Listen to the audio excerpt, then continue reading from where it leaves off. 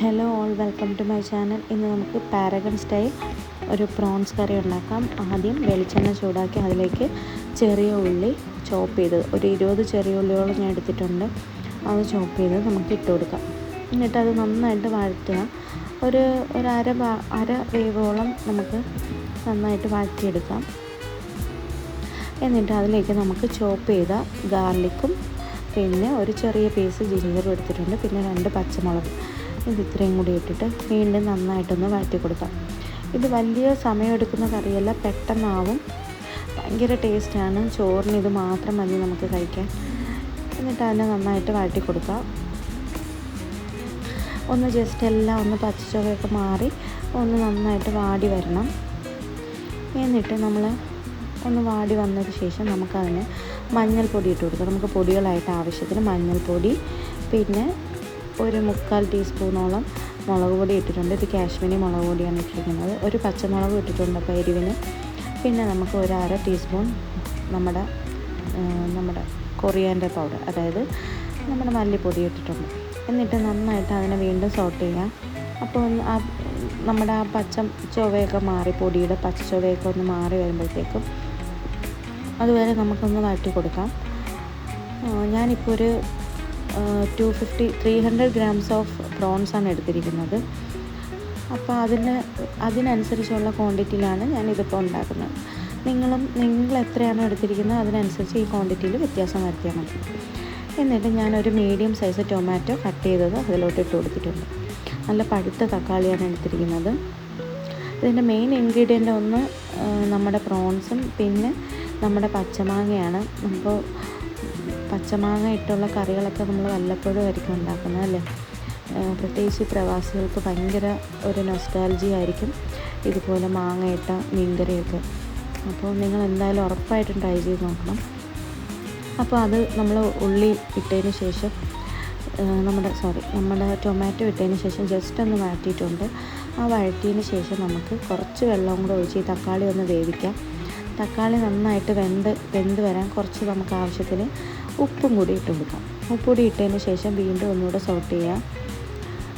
തക്കാളി നല്ല ഉടഞ്ഞ് വരണം. അപ്പോഴാണ് അടുത്ത് നമുക്ക് ചേർക്കേണ്ടത്.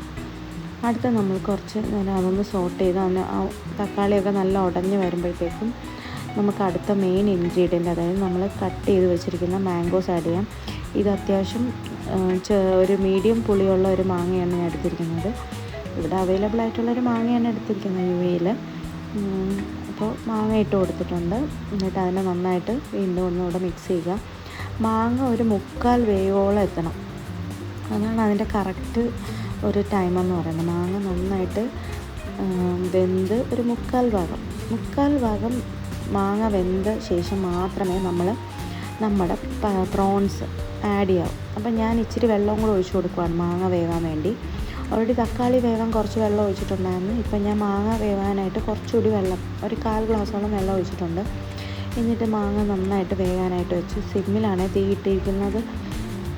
ഇത് നന്നായിട്ട് ഒരു 3/4 ഭാഗം വെന്ത് വരുമ്പോഴത്തേക്കാണ് നമ്മുടെ മെയിൻ ഇൻഗ്രീഡിയൻ്റ്, അതായത് നമ്മുടെ പ്രോൺസ് ഞാൻ ഒരു 300 ഗ്രാം പ്രോൺസ് എടുത്തിട്ടുണ്ട്.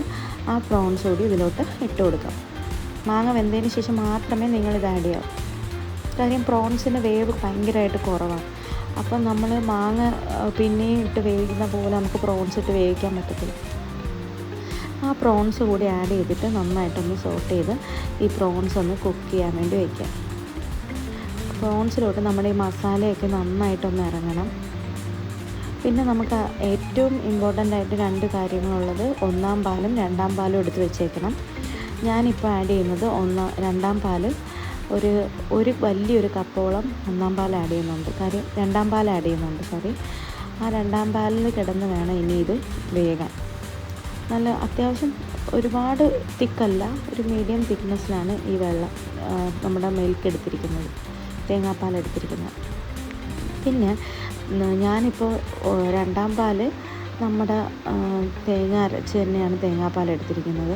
പക്ഷേ 1-ാം പാലിന് പകരം ഇവിടെ നമ്മൾ പാരഗണിൻ്റെ മെയിൻ ഇൻഗ്രീഡിയൻ്റായിട്ട് എനിക്ക് ഞാൻ ടേസ്റ്റ് ചെയ്തപ്പോൾ എനിക്ക് മനസ്സിലായത്, അതിലവർ ആഡ് ചെയ്യുന്ന ലാസ്റ്റ് കുറച്ച് നമ്മുടെ കോക്കനട്ട് മിൽക്ക് പൗഡർ, മാഗിയുടെയോ ഏത് കമ്പനിയുടെ വേണമെങ്കിലും എടുക്കാം, മാഗിയുടെ മിൽക്ക് പൗഡർ അതൊന്ന് ജസ്റ്റ് നല്ല തിക്കായിട്ട് ഒഴിച്ചു കൊടുക്കുന്നുണ്ട്. അതാണ് ആ കറിയുടെ ടേസ്റ്റ്. നിങ്ങളിത് കഴിക്കുമ്പോൾ നിങ്ങൾക്ക് മനസ്സിലാവും, നല്ല ടേസ്റ്റാണ്, ഒരു രക്ഷയില്ലാത്ത ടേസ്റ്റാണ്. അപ്പോൾ ദേ നമ്മുടെ പ്രോൺസ് നന്നായിട്ട് വറ്റി വരുന്നുണ്ട്. ഇത് നന്നായിട്ട് പറ്റിച്ചതിന് ശേഷം മാത്രം നിങ്ങൾ തിക്കായിട്ടുള്ള നമ്മുടെ കോക്കനട്ട് മിൽക്ക് പൗഡർ അത് ഒരു 1/4 ഗ്ലാസ് മതി കേട്ടോ. ലാസ്റ്റ് ഇത് നന്നായിട്ട് കുറുകി വരുമ്പോൾ മാത്രമേ ഒഴിക്കാവൂ. എന്നിട്ട് നിങ്ങളത് ഒരു 2 സെക്കൻഡ് കഴിഞ്ഞ ഉടനെ തീ അങ്ങ് ഓഫ് ചെയ്യുക. എന്നിട്ട് ദേ ഇതുപോലത്തെ കുറുകിയ നല്ല ചെമ്മീൻ കറി കിട്ടും.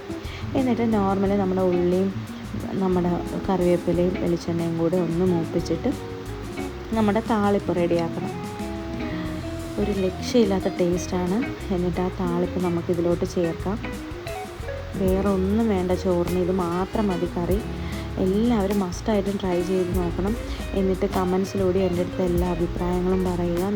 നിങ്ങളിത് ട്രൈ ചെയ്തിട്ട് നിങ്ങൾക്ക് ഇത് എങ്ങനെ ഇഷ്ടപ്പെട്ടു എന്നുള്ളത് പറയുക. എനിക്ക് കമൻസിലൂടെ എല്ലാം അറിയിക്കുക. പിന്നെ എൻ്റെ ചാനൽ സബ്സ്ക്രൈബ് ചെയ്യുക. നിങ്ങൾ ഇത് എൻ്റെ പുതിയ ചാനലായതുകൊണ്ട് തന്നെ എനിക്ക് സബ്സ്ക്രൈബേഴ്സ് ഭയങ്കര ഇമ്പോർട്ടൻ്റ് ആണ്. നിങ്ങൾ കാണുന്നതിനൊപ്പം എൻ്റെ ചാനലും സബ്സ്ക്രൈബ് ചെയ്യുക. Please subscribe. Thank you for watching my videos. Thank you for supporting. Keep watching, keep supporting. So like, share and subscribe to my channel. Okay, bye, take care.